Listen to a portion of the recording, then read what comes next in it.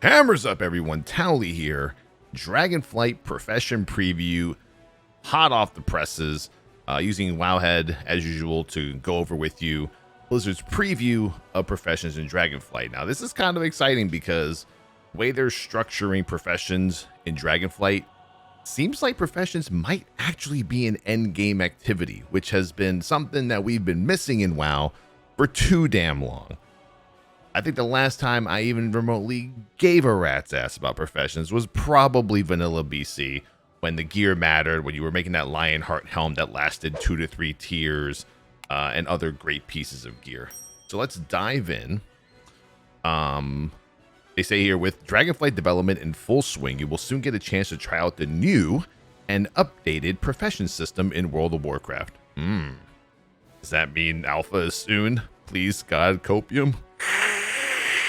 Oh, God. Before diving into the details of crafting, it's worth noting that there are 3 main pillars to revamp Professions: crafting orders, profession specializations, and crafting and gathering with quality. So you're going to give us an example of crafting orders. Now, this is something when they announced at the small Dragonflight event online, we looked at it and we were like, wow, this is crazy. So what's going to happen is crafting orders are a new way for you to place an order for almost any Dragon Isles crafting recipe using an auction house-like interface. This new service will be provided to you nearly free of charge by representatives of the Artisans Consortium, a new trade organization recently founded with its first branch in the Dragon Isles. When placing an order, there are 3 options that you can set for who can fulfill it. Available to anyone, guild members only, or a specific individual. Tradable reagents can be provided by you or the crafter, while certain special reagents may only be provided by one or the other. In particular, soul-bound reagents will often need to be provided by you when placing an order for a soul-bound item. So you can see here is a crafting order for spurred war boots of the dragon, which requires black dragon seared alloy. How do you say that? Tyrivite? Tyrivite? Or? Okay.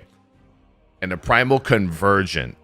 All right, and you can see here, the crafter notes, I would love to have this for tomorrow's raid if you can get it done in time. Thanks. Commission, 200 gold. Duration, 24 hours. Posting it for about 5 silver. Total price come out to 201 gold. Now, this is basically, I believe, you putting out an order that you want these boots, and this is all the stuff that you're providing for them to make it. I wonder how that works. I guess you're going to have to, like, who pays for the other stuff? I guess we'll find out later. You'll also be able to customize the order further by including various optional reagents depending on the recipe, dictating exactly what you want to be crafted. For example, many equipment recipes will allow you to specify secondary stats similar to missives from Shadowlands. Once you are finished customizing the order, you will decide on an offered commission to the crafter, pay a small posting fee, and send it off. So you can see here are the place crafting work orders. It's pretty cool because we actually get to see some of the names of some of the loot in Dragonflight. Let's see Draconian boots, bracers, chest guard, black dragon seared gauntlets, belt helm breastplate. We got bloody pauldrons of the giant, unstable frostfire belt, allied chestplate of generosity, bloody helm of mirrors, traitorous primal gauntlets of the dragon. You see some item levels here too. Looks like we have the greens at 330, the blues at 360, and the epic gear at 386. I'm assuming that's just base, but we'll see. Crafters can then view these orders. So this would be you if you're the profession or the profession master. Filling in any missing reagents, craft the item, and collect the commission, minus a small cut for the Artisans Consortium, of course. The finished item will then be delivered to you in the mail. On the other end of the transaction as a crafter, this will be a great way for you to earn gold, increase your skill, and most importantly, help craft for your friends and guildmates. If you focus on quality and customer service, you might even build up your own following of customers and lock in steady business. Oh, damn. We're about to open up a business, baby. Profession specializations will allow you to specialize in your primary crafting and gathering professions. Once you've reached a high enough skill, you will earn specialization points through a variety of activities and get to spend them to permanently improve different areas of your profession. So this kind of reminds you of like vanilla when you were, I guess, maybe like a specialization in armor smithing, weaponsmithing, with potions, you had different specializations.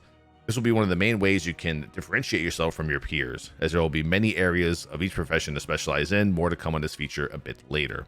Now, crafting with quality. That's what I love to hear. Give me some epics, baby. Quality and its effects. New to World of Warcraft is the concept of crafting quality, both for crafted items and many gathered reagents. This is not to be confused with rarities such as common, uncommon, rare, epic, and legendary, which will remain unchanged and isn't directly related to crafting quality. Crafted equipment will have 5 levels of possible quality, while many other crafted and gathered items such as potions and ores will have 3 levels of quality. You can see here it shows you all the crafting, 1, 2, 3, 4, 5. For crafted equipment, quality will primarily modify item level, with each level of quality increasing it by a small amount.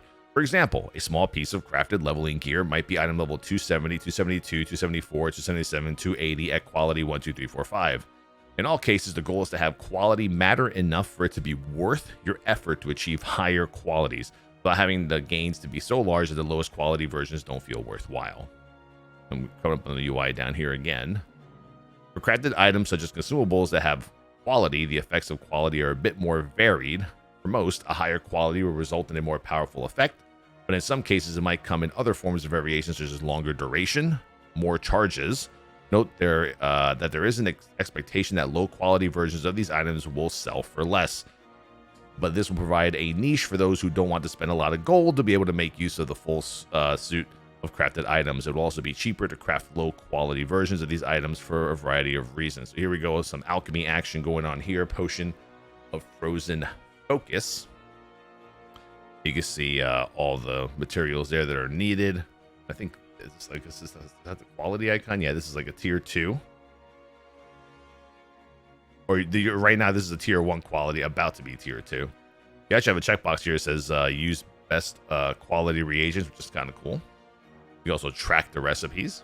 Let's see, what else? What do we have here? Dragon Owls, Vial of the Sands. What is that? What is that? Is that a mount? Combat potions, elemental potion of power, steaming healing potion. Got your mana potion. Let's see, we got utility potions. We got trinkets, sustaining alchemist stone, alacritus alchemist stone. Got some transmutations for fire, ice, earth, and air. Makes sense with the Dragon Owls and the aspect colors. We got some finishing reagents, some incense. I'm not sure what that is.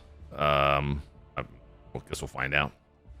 For reagents that have quality, that quality value will serve as a major input into crafting. Crafting with higher quality basic reagents will directly provide bonus skill when crafting with them. More on that below. Finishing reagents are a type of reagent that can be used to improve aspects of the crafting process, increasing skill or crafting stats, for instance. Higher quality versions of these will have stronger effects on crafting. So you can see here, there's 3 different finishing crafting reagents. You got Brewed Salt, which will provide the following property: increases inspiration by 9 and crafting speed by 15. Looks like inspiration is pretty important in this game for the expansion. So you got 3 levels of it, quality 1, 2, and then there's the 3rd one. Lastly, please note that not all gathered reagents will have quality. The core reagents gathered by the primary gathering profession of mining, ore, skinning, and herbalism will have quality, as well as reagents crafted by the primary professions. Other reagents such as meat, cloth, fish, and elements that can be gathered by anyone will not. Now, determining the quality, the crafting process. When crafting an item, there are 2 main elements of note. The recipe difficulty will determine how hard it is to craft the recipe at a higher quality. Recipe difficulty will also change when you include optional reagents, which can modify it up or down depending on their effects and quality. So as you see here, we have a Draconic Missive of the Fire Flash. This is a rank 1 versus a rank 3. So you can see guaranteed critical strike and haste, 15 recipe difficulty, same but 10. So higher quality, lesser difficulty. Your crafting skill is determined by your base skill in your profession, Dragon Owl's tailoring, but can be modified by a variety of factors, including the quality of the reagents you use, finishing reagents, profession gear with skill bonuses, various bonuses provided by consumables, and most significantly, your profession specialization. As you can see in the below image, your crafting UI will make it clear based on all these factors what quality you are expected to craft for your item. So they're using, once again, these spurred war boots of the dragon. As you can see here, it looks like they have He's checked off using off all the best quality reagents, and it's about to be a rank 5. Not sure what item level this is, though. But what's kind of cool here is you have weapons to craft, armor to craft, lots of tools. Yeah, this is going to be pretty crazy. I know right now we're reading all this, and it's like, oh my god, this is just jump up, right? It's very confusing. I think once we're in the alpha, we're in there, and we're showing it off, then I think it'll probably make more sense. Because I agree. I think right now it's very overwhelming, which at the same time makes me kind of happy because it leads me to believe that crafting will truly become an end game part of this expansion. Listen here, as you craft an item, there's a small amount of randomness added to your skill roll to represent the natural variation in your crafting execution. In addition, if you have any inspiration, a new crafting stat, we were just talking about that a second ago, you have a chance to become inspired, gaining a significant amount of bonus skill during the craft. This means you may do better than you expected, but never worse. In the end, your final crafting skill will be compared against the recipe difficulty. If that skill is higher than the difficulty, you will craft the item at maximum quality. Otherwise, the quality will depend on where your skill falls comparatively. So here we go. Additional crafting stats. In addition to your primary crafting skill, there are several secondary crafting stats that can affect crafting of a new Dragonflight recipe, and which you can specialize in gear towards. You got your inspiration, which gives you an X amount of chance to be inspired crafting this recipe with extra skill. Inspiration is for those of you who love rolling the dice and getting lucky on some bonus quality. It's always a good way to craft items at a higher quality than your natural skill and spec would allow. You got resourcefulness. You have an X chance to use fewer tradable reagents such as ore. Multi-craft. You have an X chance to craft additional items. Only works on recipes for stackable items. And crafting speed, which is crafting just faster. Now the quality philosophy. This is the part that I got like really excited about. And this is like basically a lot to read, but I'm going to get to the meat and potatoes of it because I think the issue with crafting right now, or in recent expansions, is crafters are able to give you like that starter gear, right? You know, your 233, your 262, something you can really buy and you can only wear one unique of. So it says here, for many early and low tier recipes, such as for leveling gear, starter potions, and more, right as you learn them, your crafting skill may be low enough that you will tend to craft them at the lowest quality. But if we go down here, okay, they're talking about the high-end items. Gear with powerful optional reagents and top-tier consumables will be extremely difficult to craft at the highest quality. In fact, the goal in these situations is that only the best of the best can make them at the highest quality. What this means in practice is that if you wanted to craft the most difficult recipes at max quality, for example, a chest with an item level equivalent to that of mythic raids, boys and girls, yes, that is possible. You would likely need to fully specialize in crafting that type of gear, use all top quality reagents, both required and optional, all of which would require extremely skilled gatherers and crafters as well. Use the best profession gear you can find, which would also likely require highly specialized crafters to make. So that's exciting. Being able to craft mythic quality gear. Now the question is this going to be time gated? How long before we can actually craft this mythic gear? Will we be able to craft it within the first week of mythic, second week of mythic? Are some items not obtainable because we can only get them to drop within raids or mythic dungeons or PvP? Like, who knows, right? I guess, once again, we'll find out. On top of that, you would either need to get lucky with inspiration or use a valuable finishing reagent that boosts the skill to guarantee the item is crafted at top quality. In other words, it will take the contribution of many skilled crafters and gatherers, as well as some luck or extra resources to make those best items at the highest quality. I really do hope that we don't have to deal with some sort of like ridiculous RNG kind of gotcha system where it's like we use something, oh, let's see if it hits it, oh, we didn't. And like this almost sounds to me like it could be similar to like Warforging and Titan Forging, but through the profession system. I don't know, maybe I'm just getting ahead of myself here. The goal here is to make sure crafting is the best of the best, or having it crafted for you will be no small feat and one to be proud of. We also want to emphasize that you will never need to rely on luck. Okay, there we go. Luck can be much of a help to you if you want to focus on inspiration, but it's never necessary. Okay, so you could choose to be lucky RNG or not. And this is pretty cool here. We also hope this means crafting the very highest quality items turns out to be very lucrative, while also being something that a large guild could coordinate to do on their own. Please note that the goal is not to have high-end gear cost anything remotely approaching the cost of top legendaries in Shadowlands. In general, we don't expect the base reagents to be nearly as expensive. and most of the effort to become highly specialized will be through play, not spending gold. Even if for a time only a few players can make the best items at the highest quality, getting an item crafted at a lower quality will be much more achievable. Which I think is really cool. I like the fact that there might be a possibility that only 2 or 3 people on the server can maybe, let's say, craft the first raid's, mythic item level crafted piece of gear, right? And maybe that's something that we have to work within our guild to assign. Hey, who's going to be the blacksmith? Who's going to be crafting, the best potions? And we're not going to go too much because the rest of this is like, there's a lot. There's a lot. We're going to kind of peruse through this. So their profession skilling philosophy is this. In Dragonflight, you will gain skill in your profession similar to the way you have in the past. There will be one main difference, though, for primary crafting professions. Instead of needing to max your skill to learn all recipes, you will only need to skill up about halfway. The intent is that you won't feel the need to rush to max out your profession skill, but instead can slow down halfway. Content in knowing you can learn any recipe you get your hands on. It should also mean that while you are filling crafting orders for others or making useful items for yourself, your guild, or to sell, that you will continue to gain skill. Finally, it should mean many fewer items will be made just to skill up, thus flooding the market and diminishing their value. This is also true because much of the latter half of your profession skill will be earned through crafting high-end items that require specially earned soulbound reagents. As an individual crafter, you cannot earn enough of these on your own to max out your profession. You will often need to fill orders from others to maximize your profession skill. So it looks like you're going to be leveling halfway through just normal skill profession leveling, and the other half might be you putting out work orders or fulfilling work orders for others to increase your skill. So a few Dragonflight specific crafting details. Powerful crafted equipment. In Dragonflight, you will find many recipes for extremely powerful craftable equipment. In fact, even primary crafting professions can craft 1 or more pieces, all of which work under a shared system with the following attributes. Up to 5 of these crafted pieces can be equipped at once. 5. With 2-handed weapons counting as 2. Okay. All of them start at an item level range near to normal mode, normal raids, increasing the quality through earned optional reagents. They can be brought up to heroic and even mythic raid item levels, making them competitive with some of the best gear you can find. So, I mean, I guess this is saying it's possible to craft up to 5 or acquire, if you can farm the mats, 5 mythic item level pieces of crafted gear.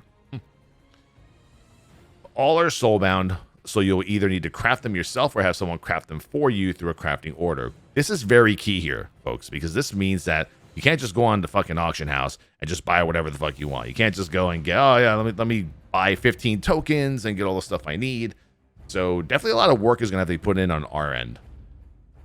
Each piece of crafted equipment will require several types of soulbound reagents that you will need to earn to craft it and improve it further with optional reagents. So one type of reagent will come from various challenging activities, including dungeons, raids, PvP, and adventuring in some dangerous outdoor areas. You'll need to earn a fair amount of this reagent to craft a piece of equipment, more for significant pieces. You can also use this reagent to construct an optional reagent to bring this equipment up to around heroic raid item level. Now, this is something that happened in Legion. I remember in Legion, I was getting really mad because Legion crafting was actually really good. And they were putting these cool little storylines and quests, and you had to sometimes do bosses and dungeons to get some crafting items, and people were just bitching about it. I can't believe I got to go into a dungeon or PvP or go into a raid to get stuff for crafting. Just want to sit in town all day and go to the auction house. I like this. I like the fact that in order for you, just like we had to do back in Vanilla and BC, in order for us to, enhance our profession, we had to actually go out into the world and out and do the activities to make it worthwhile. A second type of reagent will come from a series of quests that awards you enough to craft 1 piece of equipment. Additional stages of these quests will become available to everyone every few weeks. A series of quests that award you enough to craft 1 piece of equipment. Additional stages of these quests will become available to everyone every few weeks. So it does seem like I was saying earlier, it might be a little bit on the time-gated side. We'll see how that goes. Now, to upgrade this equipment to around mythic raid item level, you'll need to acquire a final reagent that can only be obtained in the highest tiers of content. Mythic raids, the highest levels of Mythic Plus, and highly rated PvP. Oh boy, people gonna be mad at this one. Ooh. Don't know how this is gonna work out. Oh no. Let's see. I mean, look, I get it, right? Like they just don't want someone who doesn't do anything in the game to be able to create a mythic raid item level piece, right? I don't know. It's one of those situations where do you think that someone who's like, I don't know, just a casual player and not part of the 1% should be able to put in a lot of hard work, hours a day, farming to be able to make mythic raid item level gear? But if some of the stuff that we need to make the gear comes from the raids at a high level, I mean, maybe eventually they can learn to craft it, but I don't know.